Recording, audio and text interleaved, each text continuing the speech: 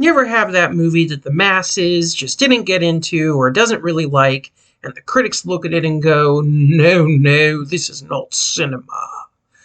Well, in this series of mine, we're going to look at some of the movies that everyone seems to dislike, but I enjoy.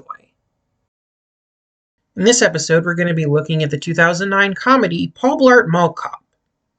Like my other reviews, we're going to look at the story first, and then I'll talk about the pros and cons / spoilers. So let's get into it. Kevin James plays Paul Blart, a mall cop who takes his job very seriously.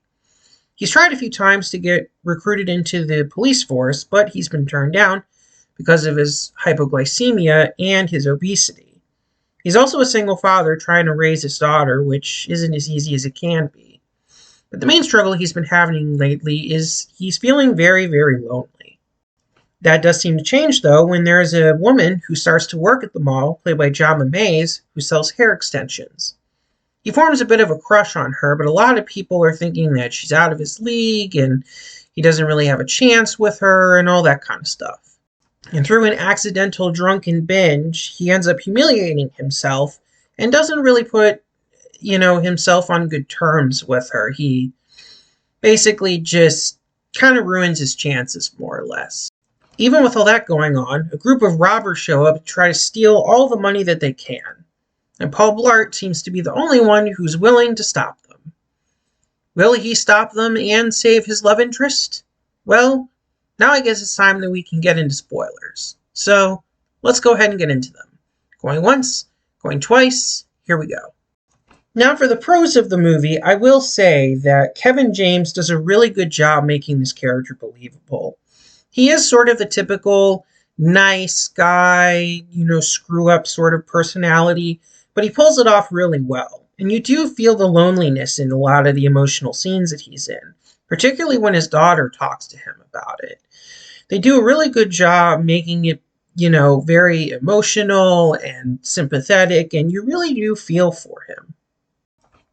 Jama Mays also does a really good job as the love interest, being believable with her skepticism about them being a couple, but also having feelings for him. And the back and forth that she has with him is pretty good. Really, the relationships between the characters in this movie feel authentic. There's really nothing that feels too comically exaggerated or too out of place or anything like that. Everything does feel pretty, balanced, I would say. The villains also do a good job just being your typical bank robbers, but they do have some personality to them too, which does make them helpful.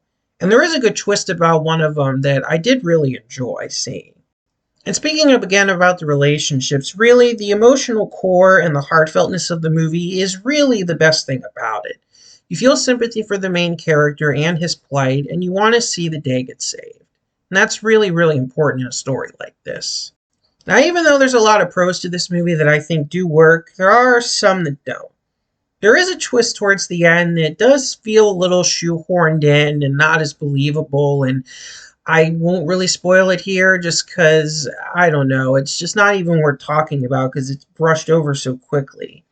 There are also some jokes that don't really land, there are some jokes that are pretty funny or I would get a belly laugh, but then there are some that just I don't know, they just didn't quite hit for me.